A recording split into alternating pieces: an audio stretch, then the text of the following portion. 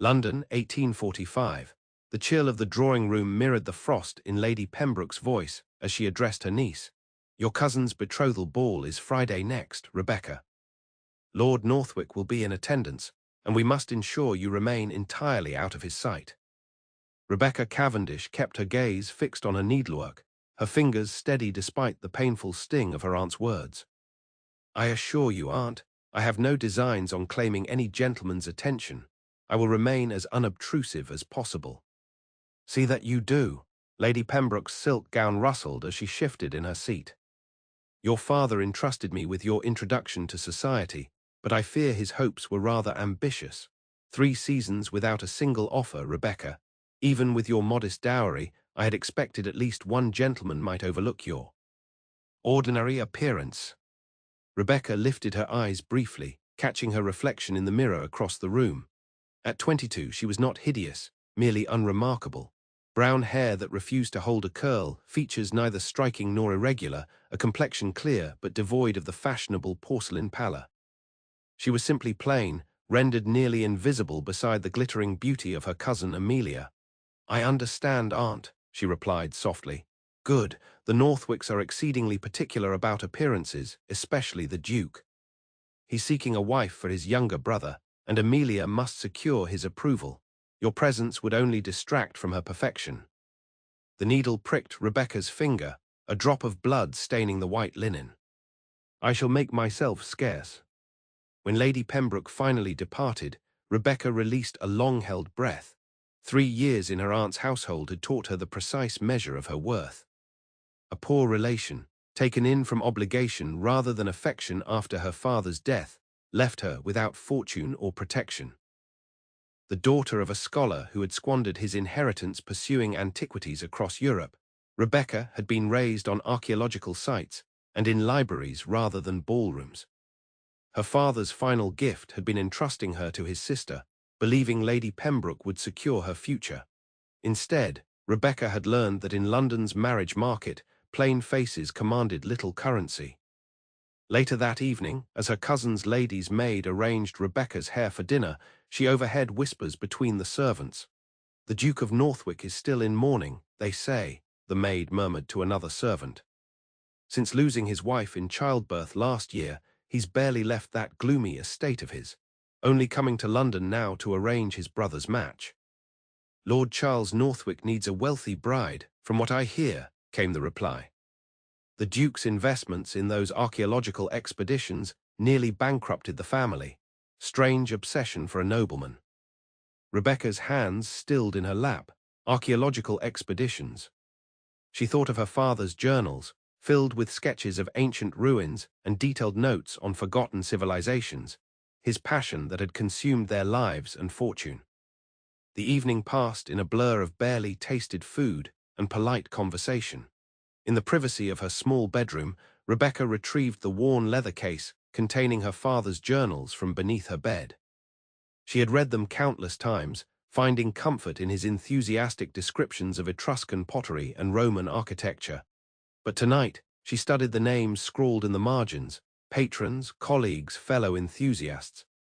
And there it was, Northwick, not just once but throughout the final volume.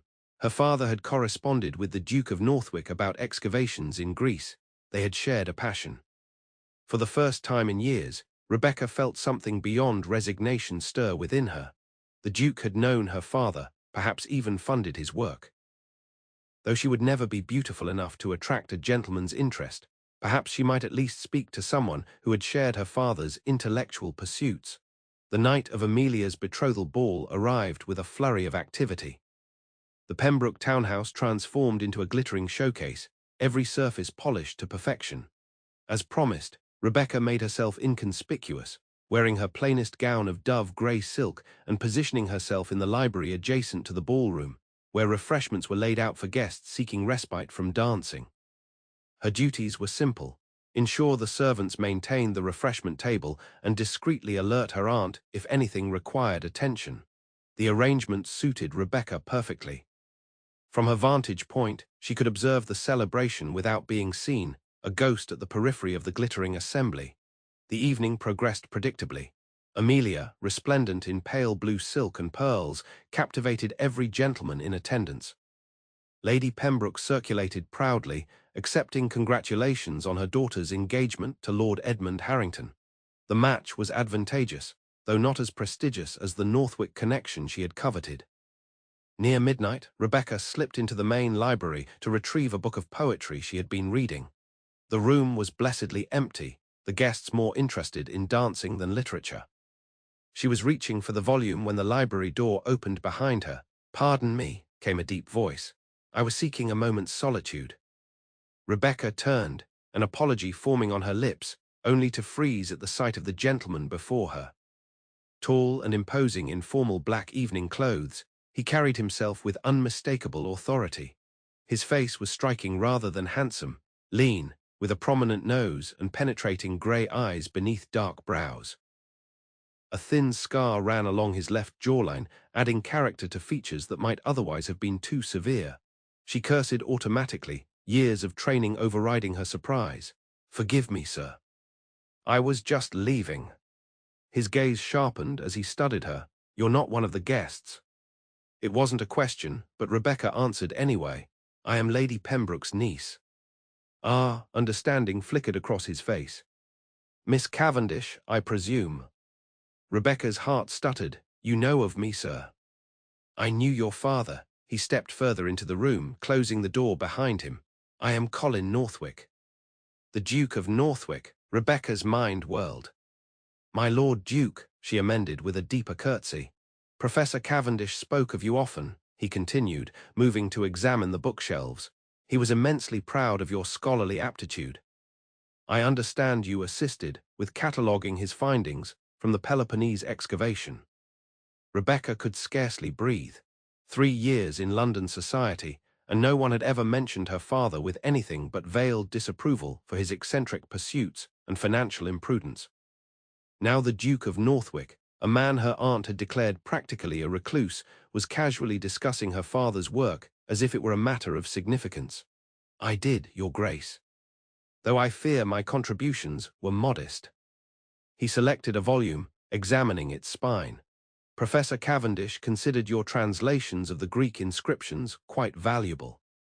He mentioned your particular skill with ancient languages.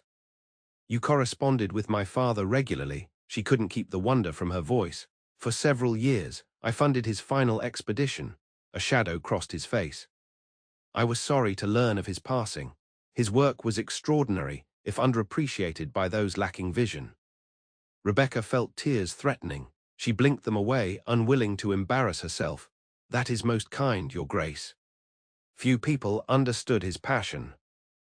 "Few people understand the value of looking beneath the surface, Miss Cavendish." He returned the book to its shelf and faced her fully. "I've recently acquired your father's collection of artifacts from his last expedition." Lady Pembroke was eager to liquidate them to settle his debts. Rebecca felt as if the floor had dropped beneath her feet. "My aunt sold my father's collection." The artifacts had been his life's work, irreplaceable treasures he had discovered and meticulously documented. The Duke observed her reaction with unexpected gentleness. "I purchased them to preserve the collection intact. I couldn't bear to see it dispersed to drawing rooms across London as curiosities for people who wouldn't appreciate their historical significance." "Thank you," she whispered, genuine gratitude overwhelming her. That would have broken his heart. "The collection is currently being catalogued at Northwick House, my London residence. However, the documentation is incomplete without your father's final journal, which wasn't among his effects." Rebecca's hand went instinctively to her pocket, where she carried the small notebook that had never left her possession since her father's death. "I have it," she admitted. "It was the last thing he gave me before." Understanding dawned in the Duke's eyes. "Would you consider allowing me to see it? The journal contains critical information about the provenance of several significant artifacts." Before Rebecca could respond, the library door swung open. Lady Pembroke stood framed in the doorway, her expression shifting from surprise to barely concealed horror at finding her plain niece in private conversation with the Duke. "Your Grace, we've been wondering where you had disappeared to."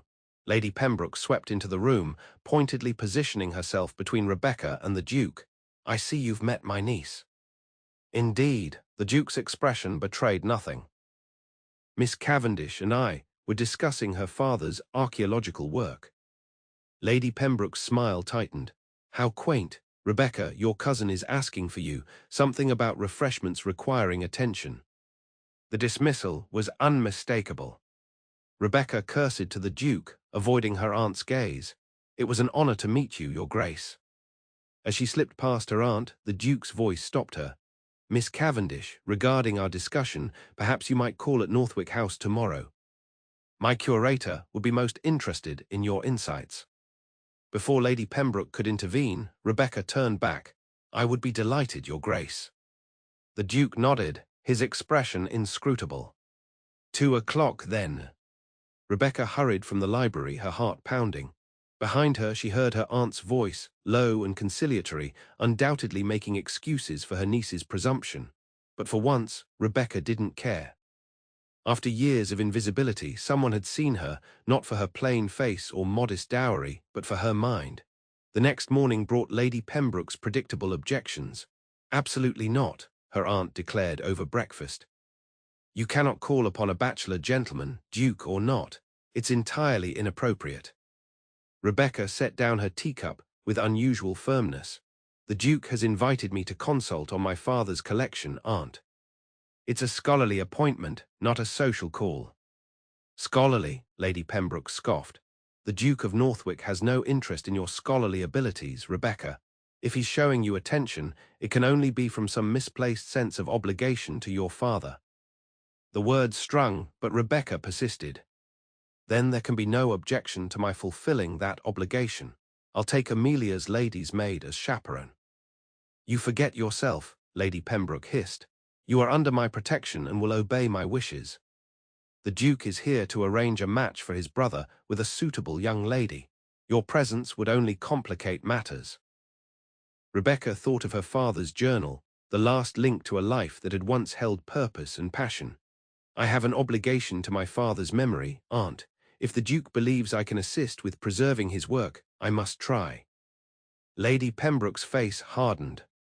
"Your father's obsessions reduced you to dependence on my charity.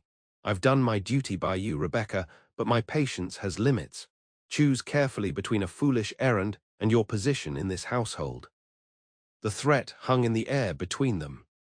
Rebecca understood precisely what her aunt was saying. "Defy me, and you'll find yourself without home or protection." For a woman without fortune, such a situation was perilous. But something had awakened in Rebecca, a spark of the determination that had driven her father across continents in pursuit of knowledge. For 3 years, she had accepted her place as the overlooked poor relation, grateful for shelter and resigned to eventual spinsterhood. Now, for the first time, she glimpsed a different possibility, work that mattered, respect for her abilities. "I understand, aunt. I shall write to the Duke explaining my unavailability." Lady Pembroke nodded, satisfied. Sensible girl. Now help Amelia prepare for her fittings. The wedding preparations must proceed without delay. Rebecca spent the morning attending to her cousin, her mind elsewhere. At 1:30, while Amelia napped and Lady Pembroke attended a committee meeting for a charitable bazaar, Rebecca donned her cloak and slipped from the house. She carried nothing but a reticule containing her father's journal and the last of her pin money for a hackney cab. Northwick House rose impressively on Berkeley Square, its classical facade distinguished by perfect proportions rather than ostentatious decoration. Rebecca hesitated at the bottom of the steps, suddenly aware of the enormity of her defiance. If Lady Pembroke discovered her absence. But the thought of her father's collection, the artifacts that had been his passion and legacy, strengthened her resolve. She climbed the steps and lifted the heavy brass knocker. A dignified butler admitted her, seeming unsurprised by her arrival. "Miss Cavendish, the Duke is expecting you. Please follow me." Rather than the formal receiving room she anticipated, Rebecca was led through the grand house to a sunny room at the back, overlooking a small garden. Floor-to-ceiling shelves lined the walls, interspersed with glass cabinets containing artifacts she immediately recognized from her father's expeditions. The Duke stood at a large table covered with maps and documents. He looked up as she entered, his severe features softening slightly. "Miss Cavendish, I'm pleased you were able to come." Rebecca curtsied, suddenly conscious of her plain muslin day dress and unfashionable bonnet. "Thank you for the invitation, Your Grace. I must apologize for arriving without a proper chaperone." "My housekeeper will join us shortly," he replied, gesturing to a chair. "I assumed Lady Pembroke would object to your visit. Society's conventions rarely accommodate intellectual pursuits, particularly for women." His matter-of-fact acknowledgement of her situation startled Rebecca. She sat carefully, removing her gloves. "You seem well acquainted with my aunt's opinions, Your Grace." "I've endured enough society matrons to recognize the type." A wry smile briefly transformed his austere face. "Lady Pembroke made it quite clear last night that her niece had no business engaging a duke in conversation about something as unfashionable as archaeology." Rebecca flushed with embarrassment. "I apologize if my presence caused difficulty." On the contrary, the Duke moved several papers aside and sat across from her. It was refreshing to speak with someone who values knowledge above gossip. "Now shall we discuss your father's journal?" For the next hour, Rebecca forgot her anxiety as she and the Duke examined her father's final notes. The Duke proved to be a knowledgeable and attentive listener, asking precise questions about excavation locations and artifact descriptions. Despite his formal manner, his passion for the subject matched her own. "Your father's method of cataloguing was remarkably thorough," he observed, comparing the journal entries to several artifacts displayed in a nearby cabinet. "These Etruscan figurines would be virtually worthless without proper documentation of their provenance and context." "Father always said context was everything," Rebecca replied, tracing her finger along a detailed sketch in the journal. "He believed objects told stories, but only if we preserved the narrative of how and where they were discovered." The Duke studied her with unexpected intensity. "You share his perspective." It wasn't a question, but Rebecca nodded anyway. "He taught me to see beauty in things others might overlook. A simple clay pot might appear worthless to most eyes, but knowing it was crafted by human hands 3,000 years ago transforms it into something precious." Something shifted in the Duke's expression, a flicker of recognition that made Rebecca momentarily forget the vast social chasm between them. But before he could respond, a discreet knock at the door heralded the arrival of the housekeeper with tea. As they continued their discussion over refreshments, Rebecca gradually relaxed. The Duke spoke of his own interest in archaeology, kindled during his university years and sustained through correspondence with scholars like her father. "I had planned to join your father's expedition to Greece," he revealed, surprising her. "My wife's confinement prevented it." A shadow crossed his face, and Rebecca recalled the servant's gossip about his bereavement. "I'm very sorry for your loss, Your Grace." He acknowledged her sympathy with a slight nod. "My wife had little interest in my scholarly pursuits. She found them tediously unfashionable." The words were spoken without emotion, yet Rebecca sensed a deeper hurt beneath them. "It can be difficult when those closest to us don't share our passions," she offered quietly. The Duke regarded her thoughtfully. "Indeed, Miss Cavendish, though I suspect you understand that particular difficulty rather well." Their conversation continued, turning to specific artifacts and the collection's future. The Duke explained his intention to establish a small museum within Northwick House, making the artifacts available to scholars and students of antiquity. "Would you consider assisting with the final cataloguing?" he asked. "Your father's notations reference your drawings and translations. Having your expertise would ensure the collection is properly documented." Rebecca's heart leapt at the prospect of meaningful work. "I would be honored, Your Grace."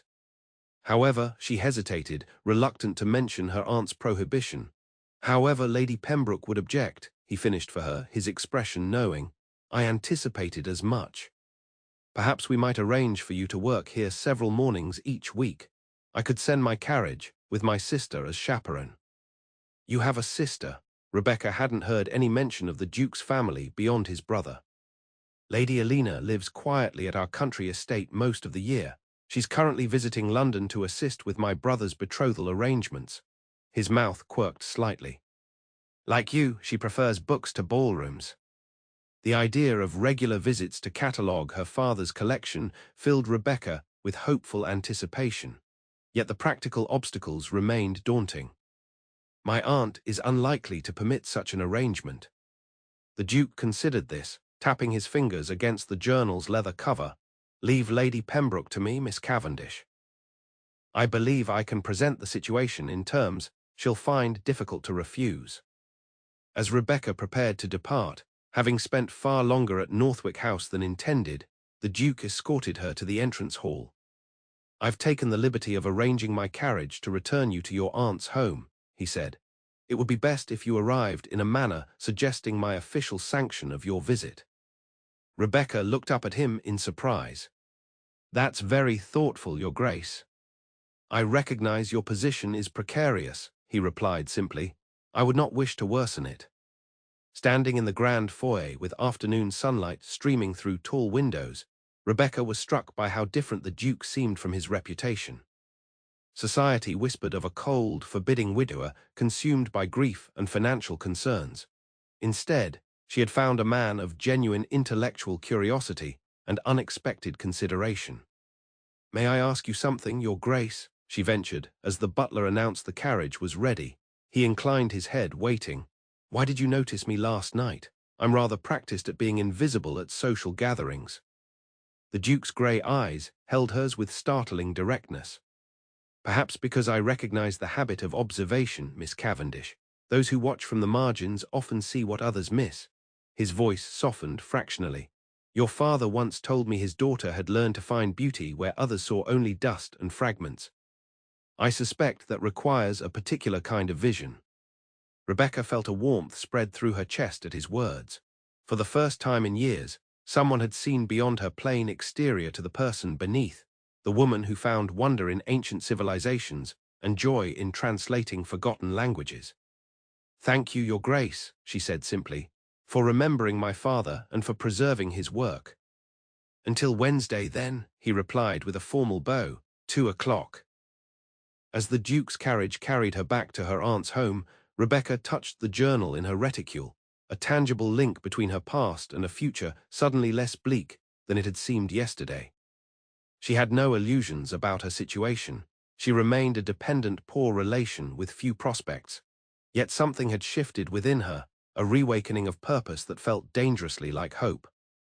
Lady Pembroke's reaction to Rebecca's disobedience was predictably severe.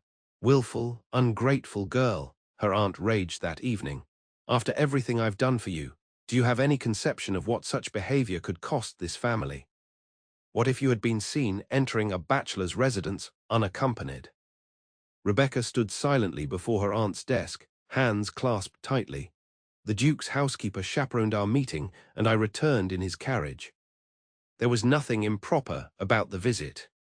Nothing improper, Lady Pembroke's voice rose sharply. You deliberately defied my instructions, Rebecca. I've tolerated your eccentricities out of respect for my brother's memory, but this cannot continue. You will write to the Duke immediately, declining any further involvement with your father's collection. Rebecca took a deep breath. I cannot do that, Aunt. The Duke has offered me the opportunity to complete my father's work, to ensure his contributions to archaeological knowledge are properly documented. Lady Pembroke rose from her chair, her face flushed with anger. You forget your position in this household. Without my charity, where would you be? Certainly not exchanging scholarly discourse with a duke. The cruel reminder of her dependence struck Rebecca like a physical blow. Yet something of her father's stubborn pursuit of truth steadied her. I am deeply grateful for your generosity, Aunt, but this work is important to me. Perhaps we might reach a compromise. Her aunt's bitter laugh cut her short. Compromise? You have nothing with which to bargain, Rebecca. You will obey me, or you will find other accommodations. The threat hung between them, stark and undeniable. Rebecca felt her resolution wavering in the face of such an impossible choice. Without her aunt's protection, she had nowhere to go, no means of supporting herself save as a governess or companion, positions that would offer even less freedom than her current situation. Before she could respond, the butler appeared at the door. Pardon the interruption, my lady. The Duke of Northwick requests an audience. Lady Pembroke's expression transformed instantly from fury to calculated welcome. "Show his grace to the drawing-room immediately. Rebecca, go to your room. I will deal with this matter." "Actually," came a deep voice from the doorway as the Duke himself appeared behind the butler, "I've come specifically to speak with both you and Miss Cavendish." The Duke entered the study with the confidence of a man accustomed to command. In his formal evening attire, he appeared even more imposing than he had in his bookroom. Rebecca cursed automatically, acutely aware of her rumpled day dress and her aunt's thunderous expression. "Your Grace," Lady Pembroke recovered quickly, dropping into a graceful curtsy. "What an unexpected pleasure. We were just discussing your kind interest in my niece's scholarly pursuits." "Indeed." The Duke's gaze moved briefly to Rebecca, noting her obvious discomfort. "I understand you have reservations about Miss Cavendish's involvement with cataloguing her father's collection." Lady Pembroke's smile tightened. "While we appreciate your interest, Your Grace, Rebecca's duties within this household must take precedence. As you know, she lacks independent means and relies upon my generosity." The Duke nodded thoughtfully, a situation many young ladies of good family but modest fortune find themselves in. "However, I believe we can arrive at an arrangement beneficial to all parties." He turned to Rebecca. "Miss Cavendish, would you be willing to serve as curator for your father's collection under my patronage? The position would include a modest stipend and would require your presence at Northwick House 3 mornings each week. My sister would serve as your chaperone during these visits."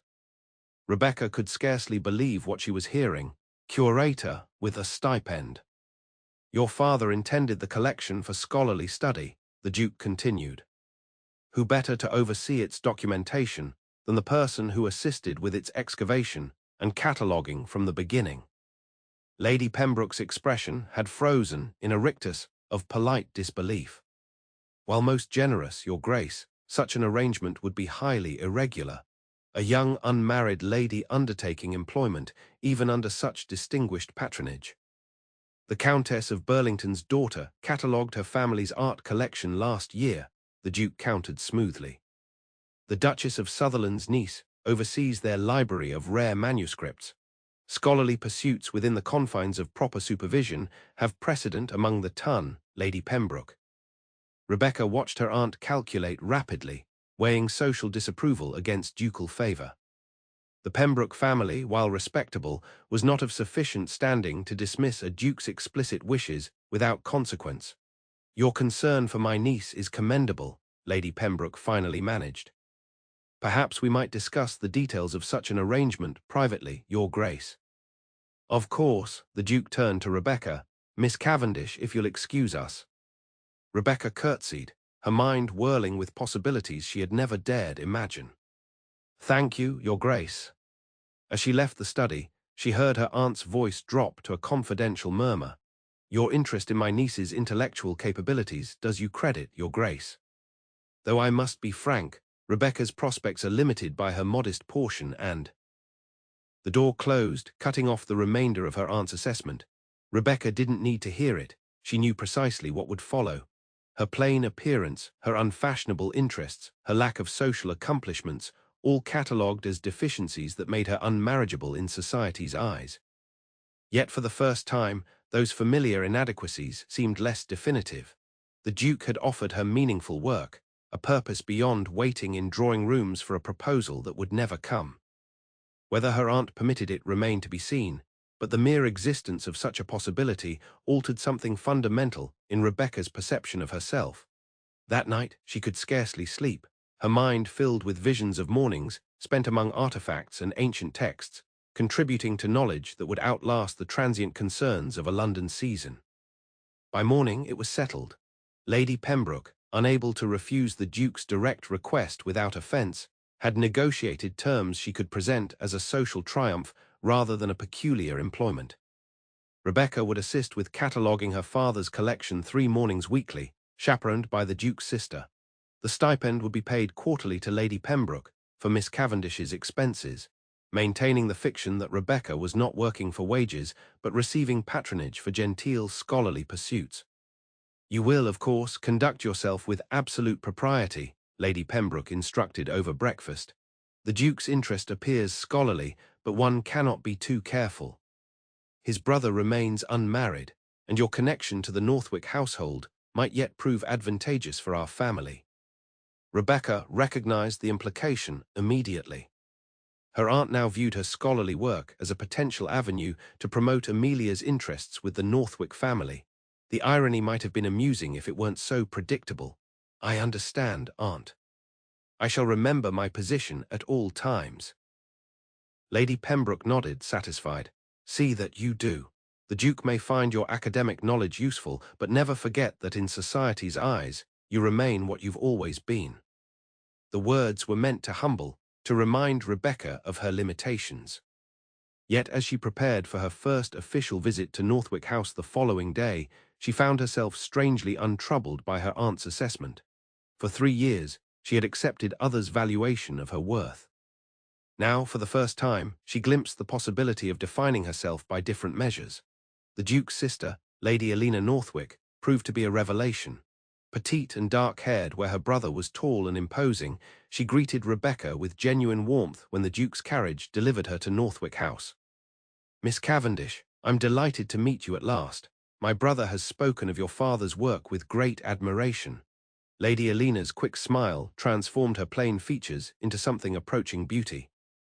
I understand we're to be companions in scholarly pursuits 3 mornings a week. What a relief from the endless social obligations of the season. Rebecca found herself immediately at ease with the Duke's sister, whose unpretentious manner and lively intelligence reminded her of her father's academic colleagues.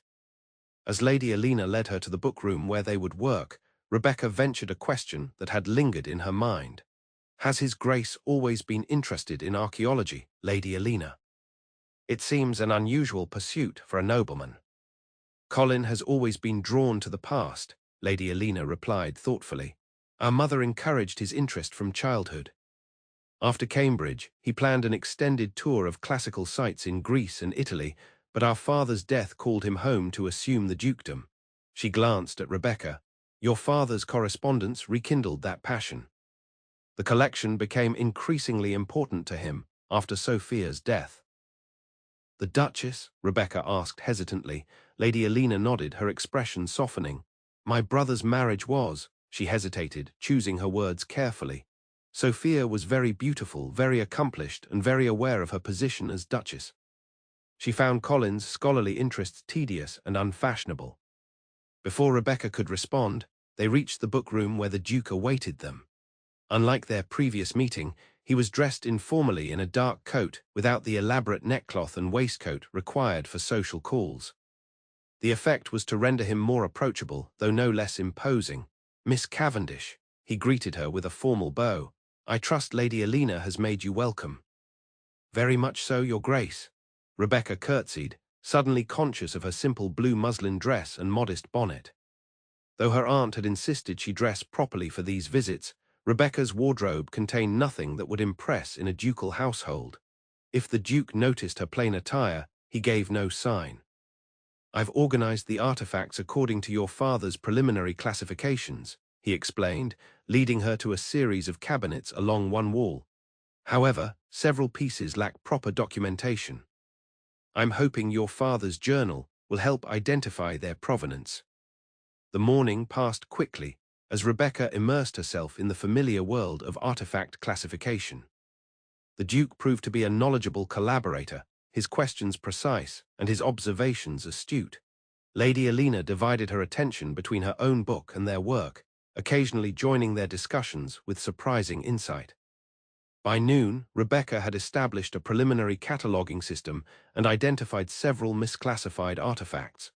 The sense of purpose she felt was exhilarating after years of meaningless social obligations and decorative needlework. You have your father's eye for detail, the Duke remarked, as she correctly identified the origin of a small bronze figurine based on stylistic elements. Most would have overlooked the distinction between Corinthian and Attic craftsmanship. The unexpected praise warmed Rebecca more than it should have. Father always said the truth lies in the details others dismiss. A philosophy applicable beyond archaeology, I think. The Duke's grey eyes held hers for a moment longer than strictly necessary. You see what others overlook, Miss Cavendish. It's a rare quality. The following weeks established a rhythm to Rebecca's life, unlike anything she had known in London. 3 mornings each week, the Duke's carriage arrived promptly at 9 o'clock to convey her to Northwick House. There in the book-room with Lady Elena as chaperone, she and the Duke gradually catalogued her father's collection. What began as formal collaboration slowly evolved into something more comfortable. The Duke, initially reserved, revealed a dry wit and breadth of knowledge that both challenged and engaged Rebecca's mind. Lady Elena, quick to recognize their intellectual compatibility, often invented reasons to step away, leaving them in conversation that ranged far beyond artifact classification. You disagree with Professor Harding's interpretation of the Minoan inscriptions? The Duke asked one morning, arching an eyebrow at Rebecca's correction to a scholarly text. The professor assumes a religious context for symbols that appear primarily in what were clearly administrative buildings, Rebecca explained, pointing to her father's sketches. Father believed they were inventory markings, not ritual designations. The Duke studied the journal entries thoughtfully. Your father's theory contradicts the established academic consensus. Father often said consensus was the enemy of discovery, Rebecca replied with a small smile. He believed scholars sometimes see what they expect to see, rather than what is actually before them. Another philosophy applicable beyond archaeology. The Duke's mouth quirked in that almost smile that had become increasingly frequent. Tell me, Miss Cavendish, do you find that people similarly see what they expect in social contexts? Rebecca glanced up, surprised by the personal turn of the conversation. I suppose we all make assumptions based on appearances and station. Indeed, the Duke selected another artifact, examining it closely. Society is particularly prone to such superficial judgments. Beauty, wealth, title, these visible attributes determine one's reception, while intellect, character, and understanding remain largely unexamined. The observation struck uncomfortably close to Rebecca's experience. Some qualities are more readily apparent than others, Your Grace. And some people are uniquely qualified to recognize what lies beneath the surface. His gaze met hers directly. Your father saw value in fragments others would discard. I suspect you share that perspective. Before Rebecca could respond to this unexpected parallel, Lady Elena returned with refreshments, effectively ending the moment of unusual candor. At home, Lady Pembroke had transformed from opposition to cautious approval of Rebecca's arrangement with the Duke. The stipend, while modest, eased the financial burden of maintaining a poor relation, and the connection to Northwick House provided social cachet she hadn't anticipated. Lord Charles Northwick called yesterday while you were at the museum, Lady Pembroke informed Rebecca one evening. He expressed interest in viewing the collection himself. Quite handsome and in need of a suitable wife, I understand. The Duke's younger brother had indeed begun appearing during Rebecca's morning visits, though his interest seemed directed more toward Lady Elena's companion, Miss Phillips, than the archaeological collection. Rebecca had found him pleasant if somewhat superficial, lacking his brother's intensity and intellectual curiosity. Lord Charles mentioned the Duke will host a small exhibition of selected artifacts next month, her aunt continued. A private viewing for select members of society. We are, of course, invited. The exhibition had been the Duke's idea, a way to introduce the scholarly value of the collection to potential patrons and interested academics. Rebecca had spent weeks preparing explanatory texts and selecting representative pieces that told the story of ancient civilizations through everyday objects. It's hardly a social occasion, Aunt, she cautioned. More of an academic presentation. Lady Pembroke waved this distinction away. Nonsense. The Duke of Northwick is hosting, therefore it is by definition a social event of significance. Amelia shall wear her new blue silk. You must wear the green muslin we altered last season. It's your least objectionable gown. As the date of the exhibition approached, Rebecca found herself increasingly anxious. Her role would be to explain the artifacts to guests, positioning her awkwardly between servant and hostess.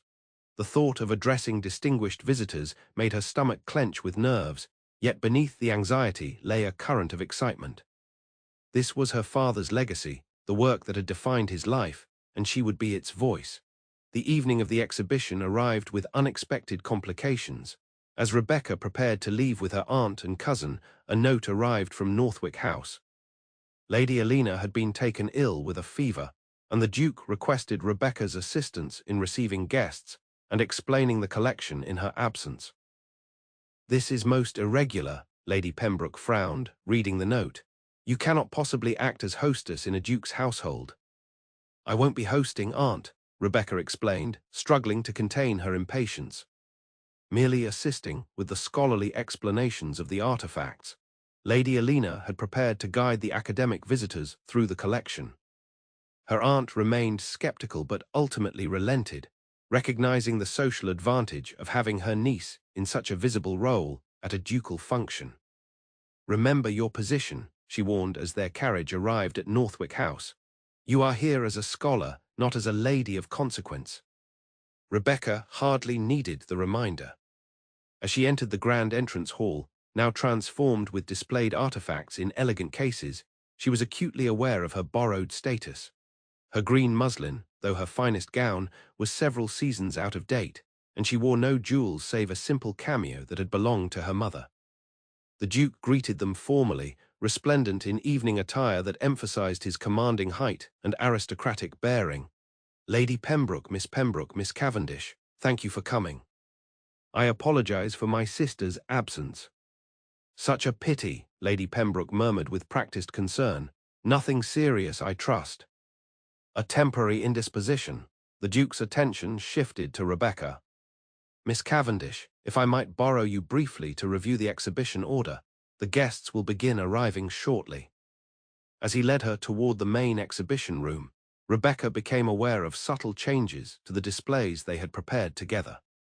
Each artifact now rested on velvet, illuminated by carefully positioned candles that highlighted their distinctive features. Printed cards explained their significance in accessible language, incorporating much of Rebecca's research.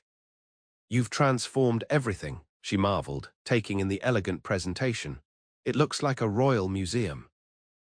"The setting should honor the artifact's significance," the Duke replied simply, "and the scholarship that contextualizes them." His acknowledgement of her contribution sent a warm flush through Rebecca. "I'm nervous about addressing your guests," she admitted. "Academics can be rather intimidating." The Duke's expression softened fractionally. "You've been discussing these artifacts with a duke for weeks, Miss Cavendish. I assure you, professors are far less daunting." His attempt at humor surprised a genuine laugh from Rebecca. "You've never been daunting because of your title, Your Grace." "No," one dark eyebrow rose in question. "Your knowledge is far more intimidating than your dukedom," she clarified, then blushed at her own candor. Something like pleasure flickered across his austere features. High praise indeed from Professor Cavendish's daughter. He glanced toward the entrance where guests had begun to arrive. "Shall we welcome our visitors, Miss Cavendish?" The evening unfolded better than Rebecca could have hoped. The assembled guests included several prominent archaeologists, a smattering of aristocrats known for their cultural patronage, and various members of society curious about the Duke's scholarly project. To Rebecca's surprise, she found herself perfectly capable of discussing the collection with authority, drawing on her father's teachings and her own careful study. "You present a compelling case for the everyday significance of these artifacts, Miss Cavendish," Professor Hamilton from Oxford remarked after her explanation of a display of ancient household items. "Most focus exclusively on monumental architecture and royal tombs, overlooking these domestic treasures. My father believed we understand civilizations best through their ordinary objects," Rebecca replied, warming to the subject. "Temples tell us what people worshipped, but cooking pots and children's toys reveal how they lived." As the evening progressed, Rebecca became aware of the Duke observing her interactions from across the room. Unlike her previous experiences in society, where being watched inevitably preceded criticism of her plain appearance or unfashionable manners, his attention felt different, approving, even admiring. When most guests had departed, Leaving only a few academics in deep conversation with Lord Charles, the Duke approached Rebecca, where she stood examining a small Etruscan mirror. "You were remarkable tonight," he said without preamble. "Professor Hamilton asked if you'd consider contributing to his forthcoming volume on Mediterranean trade networks." Rebecca looked up in surprise. "Me? Contribute to an academic publication? Is it so astonishing that your knowledge would be valued?" The Duke's voice held a note of challenge. "You speak with authority about subjects most scholars have only studied second-hand. Your father taught you to see these artifacts as he did, as windows into lost worlds." "I never imagined," Rebecca trailed off, overwhelmed by the possibilities suddenly opening before her. "Society has very specific ideas about appropriate female accomplishments, Your Grace. Archaeological expertise is decidedly not among them. Society is frequently wrong about what has value." The Duke's gaze held hers with unexpected intensity. "Just as it's wrong about who has value and why." The personal undercurrent in his words unsettled Rebecca. "Your guest seemed genuinely interested in the collection," she said, deliberately redirecting the conversation to safer ground. "They were more interested in its curator," he countered softly, "as was I." Rebecca felt her heart skip a beat at his tone. "Your Grace." "Colin," he corrected, his voice dropping further. "After weeks of scholarly collaboration, surely we might dispense with formalities in private conversation." Before Rebecca could respond to this startling suggestion, Lady Pembroke's voice cut through the moment. "Rebecca, it's time we departed. The carriage is waiting." The Duke stepped back, his expression resuming its customary reserve. "Lady Pembroke, thank you for allowing your niece to assist this evening. The exhibition's success owes much to her expertise." Lady Pembroke accepted the compliment with a practiced smile, though Rebecca noticed her aunt's shrewd assessment of their proximity. "We are delighted to contribute to such a worthy cultural endeavor. Come, Rebecca." As they departed, Rebecca felt the Duke's gaze following her. Something had shifted between them tonight, something that both thrilled and terrified her. For the first time, she allowed herself to acknowledge the uncomfortable truth that had been growing over weeks of shared work. She was developing feelings for the Duke of Northwick that went far beyond scholarly respect or gratitude. The realization was as unwelcome as it was inevitable. A plain, penniless scholar's daughter had no business harboring tender feelings for a duke, regardless of their intellectual compatibility. Such fantasies could only lead to humiliation and heartbreak. Yet as their carriage rolled through darkened London streets, Rebecca couldn't suppress the memory of his voice saying her name, or the warmth in his grey eyes when he praised her knowledge. Dangerous memories, promising nothing but disappointment. The morning after the exhibition, Rebecca woke to unexpected news.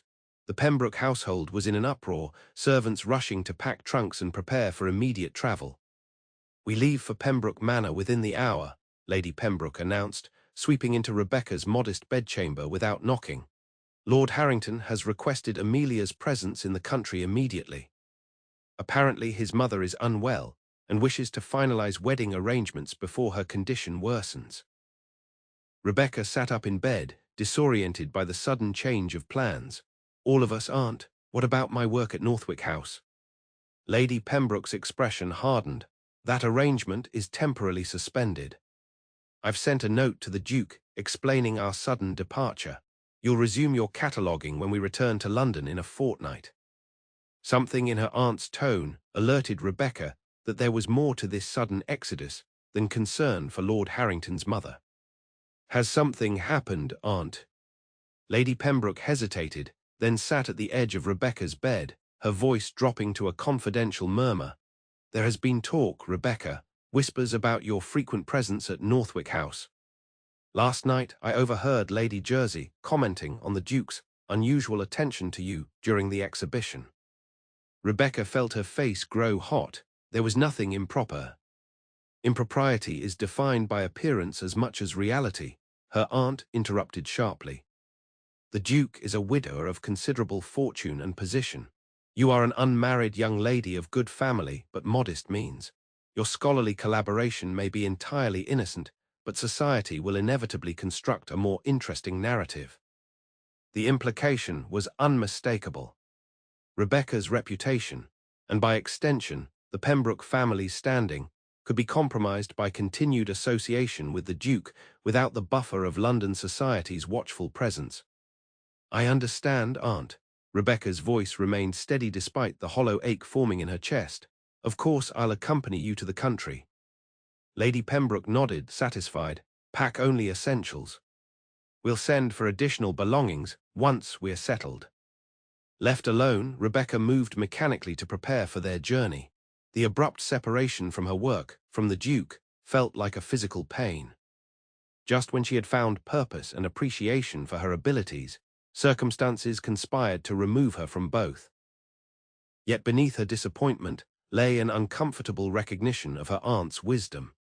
The Duke's attention, however intellectually motivated, had begun to take on a personal quality that couldn't be explained by scholarly collaboration alone. The way he looked at her, spoke to her, sought her opinions, these gestures had awakened hopes that could only lead to heartbreak. Better to retreat now, before such foolish dreams took firmer root. A fortnight in the country would restore her perspective, remind her of the unbridgeable distance between a duke and a scholar's plain daughter. Pembroke Manor, nestled in the rolling countryside of Hertfordshire, offered peaceful seclusion from London society. While Amelia and Lady Pembroke were immediately absorbed in wedding preparations, with frequent visits to and from the neighbouring Harrington estate, Rebecca found herself largely left to her own devices. She spent her days walking the extensive gardens, reading in the small library, and attempting to continue her cataloguing work from memory. Without the artifacts themselves, or the Duke's insightful questions, however, the task felt hollow and incomplete. A week into their stay, a package arrived addressed to Miss Rebecca Cavendish. Inside, she found several carefully wrapped artifacts from her father's collection, along with detailed sketches and a letter in the Duke's precise handwriting. "Miss Cavendish," it began formally, "your aunt's note informing me of your sudden departure mentioned your regret at leaving our work unfinished. I've taken the liberty of sending these items, which particularly require your expertise in Greek inscriptions. My own translation attempts are enclosed for your correction." Rebecca traced her fingers over the familiar artifacts, small pottery fragments bearing faded Greek lettering that her father had recovered from a temple site. The Duke's translations were competent, but missed subtle contextual meanings that altered their interpretation. The letter continued, "I trust your time in Hertfordshire is restorative. Northwick House seems curiously empty without your scholarly presence. Lady Alina asks me to convey her regards and hopes for your swift return to London. The exhibition has generated considerable academic interest in your father's collection, with several universities requesting access for their students." The formal tone maintained proper distance, yet Rebecca detected an undercurrent of personal sentiment in his mention of emptiness and hopes for her return. The Duke had found a way to continue their collaboration despite the physical separation, demonstrating both consideration and respect for her abilities.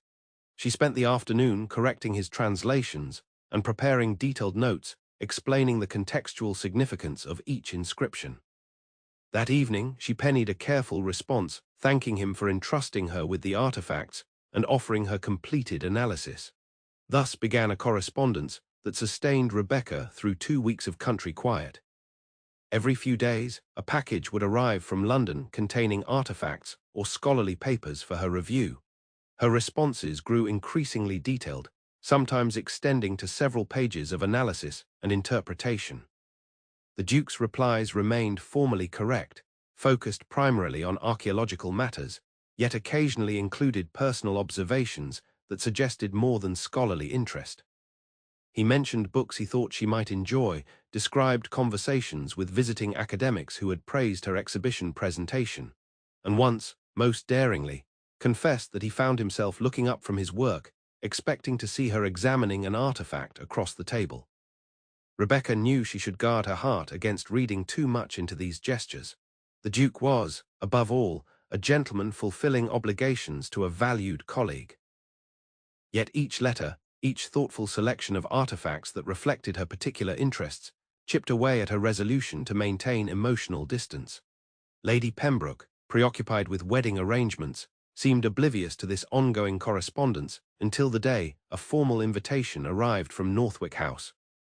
The Duke was hosting a dinner to honor Professor Hamilton's appointment to the Royal Archaeological Society and requested the pleasure of Lady Pembroke's company, along with Miss Pembroke and Miss Cavendish. Most unexpected, Lady Pembroke mused, examining the heavy cream card with its ducal crest. We aren't due to return to London for another week. Perhaps we might decline with regrets, Rebecca suggested, fighting to keep disappointment from her voice. Lord Harrington's mother would surely appreciate your continued presence. Her aunt's shrewd gaze assessed Rebecca carefully. On the contrary, I believe we should return to London immediately. Lord Harrington can manage his mother's comfort without Amelia's daily visits for a brief period. A ducal invitation shouldn't be refused without compelling reason. Rebecca recognized the calculation behind her aunt's sudden enthusiasm. The Duke's continued interest, manifested in formal correspondence, and now a dinner invitation, suggested possibilities she had previously dismissed. While Rebecca's plainness and modest fortune made her an unlikely duchess, her unexpected intellectual connection with the Duke warranted further exploration from Lady Pembroke's practical perspective. 2 days later, the Pembroke ladies returned to London. Rebecca found herself simultaneously eager and apprehensive about seeing the Duke again. Their correspondence had created a sense of intimacy that might not survive the reality of physical presence and social constraints. The evening of the dinner arrived with unexpected complications. Amelia developed a severe headache, requiring Lady Pembroke to remain at home attending her daughter. After much deliberation, she decided Rebecca should attend the dinner accompanied by their elderly cousin, Lady Winters, who had been visiting London. "Remember your position," Lady Pembroke instructed as Rebecca prepared to depart. "The Duke's interest appears genuine, but prudence must guide your conduct. Academic discussion is acceptable. Personal confidences are not." Rebecca nodded obediently while adjusting the modest pearl combs in her simply arranged hair. Her dress, though her finest evening gown, was a sober navy silk that emphasized her unremarkable figure and coloring. Lady Pembroke had insisted on lending her a lace shawl to enhance the ensemble, but Rebecca harbored no illusions about her appearance. Northwick House blazed with light as their carriage arrived. Rebecca's elderly companion, nearly deaf and perpetually confused, required careful assistance navigating the front steps. By the time they entered the grand foyer, Rebecca's nerves had frayed considerably. The Duke greeted them personally, his tall figure imposing in formal evening attire. "Miss Cavendish, Lady Winters, welcome." His gaze lingered on Rebecca with what appeared to be genuine pleasure. "I trust your journey from Hertfordshire was comfortable." "Quite comfortable, thank you, Your Grace." Rebecca curtsied, fighting to maintain composure despite the unsettling flutter in her chest at seeing him again. "Lady Pembroke and Miss Pembroke send their regrets. My cousin is unwell this evening." "Nothing serious, I hope." The Duke escorted them toward the drawing room where other guests had gathered. "A headache only. She'll recover quickly with rest." As they entered the drawing room, Rebecca was relieved to recognize Professor Hamilton among the assembled guests. The elderly academic greeted her with genuine warmth. "Miss Cavendish, your translations of those temple inscriptions were extraordinary. The Duke shared your analysis with me, and I must say, your father would have been immensely proud." Rebecca's surprise must have shown on her face, for the Duke interjected smoothly. "Miss Cavendish's modesty prevents her from recognizing the significance of her contributions. Her insights regarding contextual translation have advanced our understanding of several key artifacts." The professor nodded enthusiastically. "Indeed, I've incorporated her interpretation into my forthcoming paper with full attribution, of course." "Attribution," Rebecca echoed, momentarily bewildered. "As co-author," Professor Hamilton clarified, "the Duke insisted your work deserved proper recognition. Quite right, too. Scholarship should acknowledge merit regardless of the contributor's age or sex." Rebecca turned to the Duke, unable to conceal her astonishment. "You proposed me as co-author on an academic publication." His expression remained composed, though she detected a hint of uncertainty in his eyes. Was I presumptuous? Your analysis was substantive and original. It seemed only appropriate that you receive formal acknowledgement. Before she could respond, dinner was announced. Rebecca found herself seated beside Professor Hamilton, with the Duke at the head of the table and her nearly deaf cousin, thankfully placed beside a patient elderly gentleman who seemed content to shout pleasantries into her ear. Throughout dinner, Rebecca's mind whirled with the implications of the Duke's actions. He had not merely valued her work privately, but had advocated for her recognition in scholarly circles where women rarely received acknowledgement. Such public support went beyond courtesy or even friendship. It represented a profound respect for her intellectual abilities. After dinner, while the gentleman lingered over port, Lady Winters promptly fell asleep in a comfortable chair in the drawing room. Left momentarily alone, Rebecca wandered to the library where several artifacts from her father's collection were displayed in a glass cabinet. She was studying a small bronze figurine when the Duke's voice came from behind her. "That was one of your father's favorite pieces," he said quietly. He believed it represented not Athene, as commonly assumed, but a mortal priestess, a woman of learning rather than a goddess. Rebecca turned to find him standing in the doorway, watching her with an expression she couldn't quite interpret. "Father often challenged conventional interpretations," she replied. "He saw possibilities others overlooked." "A family trait, it seems."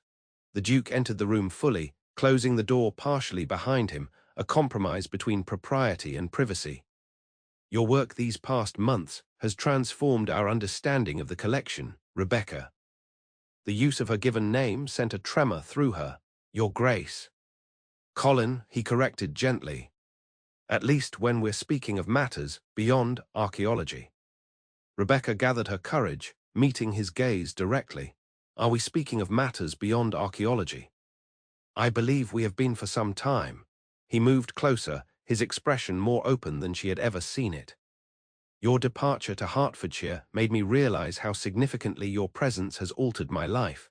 Not merely your scholarly contributions, though those are invaluable, but your perspective, your ability to see beauty and significance where others perceive only fragments." Rebecca's heart thundered in her chest. "I don't understand what you're saying." "I'm expressing myself poorly." He ran a hand through his dark hair in a rare gesture of uncertainty. "When Sophia died, I retreated into scholarly isolation. It seemed safer than facing a society that had always valued her beauty and charm more than anything I might contribute. Your father's collection became my refuge, a world where surface appearances matter less than deeper truths." He took another step toward her. "Then you arrived, with your father's vision and your own quiet wisdom. You never sought to impress or manipulate. You simply saw, truly saw, value in things others dismissed as worthless fragments." "Including me?" The question escaped before Rebecca could prevent it. "Especially you," his voice softened. "Society sees a plain, scholarly spinster, a poor relation to be pitied or ignored. I see a woman of extraordinary perception and quiet strength, whose mind engages mine as no one else's ever has." Rebecca felt tears threatening. She blinked them away, unwilling to appear emotional when clarity was essential. "Your Grace, Colin, you cannot mean what I think you're suggesting. The difference in our positions is precisely the point," he interrupted. "I've lived among people who value title and fortune above character and understanding. My first marriage taught me the emptiness of such values." He reached for her hand, his touch warm and steady. "I'm not offering you a position as my curator, Rebecca. I'm asking if you might consider a more permanent arrangement." Rebecca stared at him, scarcely believing what she was hearing. "Are you proposing marriage?" "To me?" With alarming ineloquence, apparently. A smile briefly transformed his austere features. "Let me be clearer. Rebecca Cavendish, I love your mind, your kindness, your quiet strength.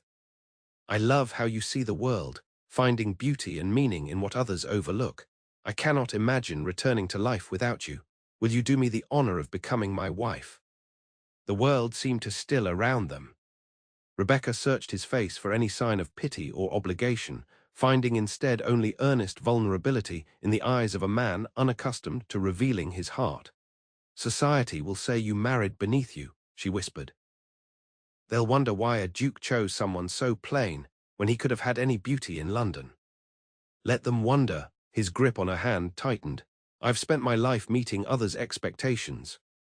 I'm tired of living by society's hollow standards. I want a partner who shares my interests, challenges my thinking, and sees value beyond surface appearances. As do I, Rebecca admitted, her voice steadier now. I never expected to find someone who understood my father's work, who understood me. I've spent years being overlooked, convinced I was unworthy of notice. You saw me, Colin. Not just my mind, but my heart.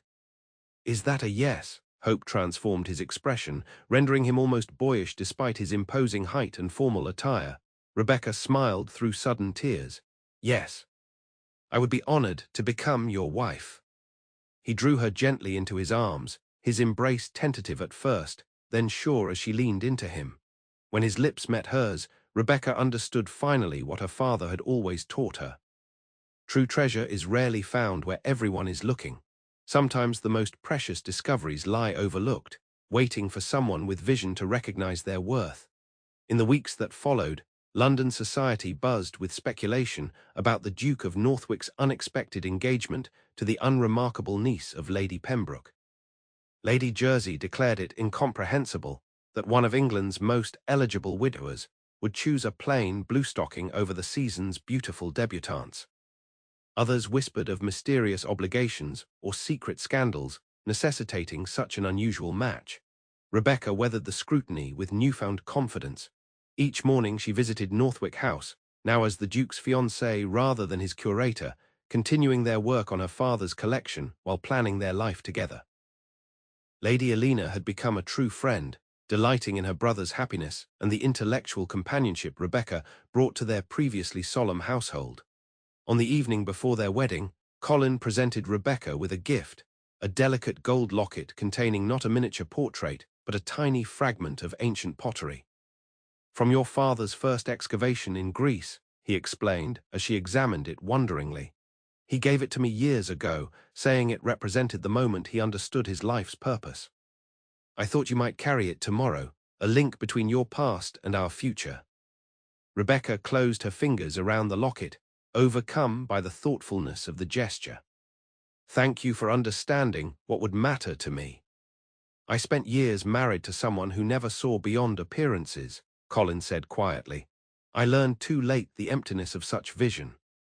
You taught me to look deeper, to see the beauty in what others overlook. Rebecca smiled, placing the locket around her neck where it would rest beneath her wedding gown. My father always said true worth isn't in perfect marble statues, but in the fragments that tell us how people really lived. A philosophy worth building a life upon, Colin agreed, drawing her close. Seeing the extraordinary in what others dismiss as ordinary.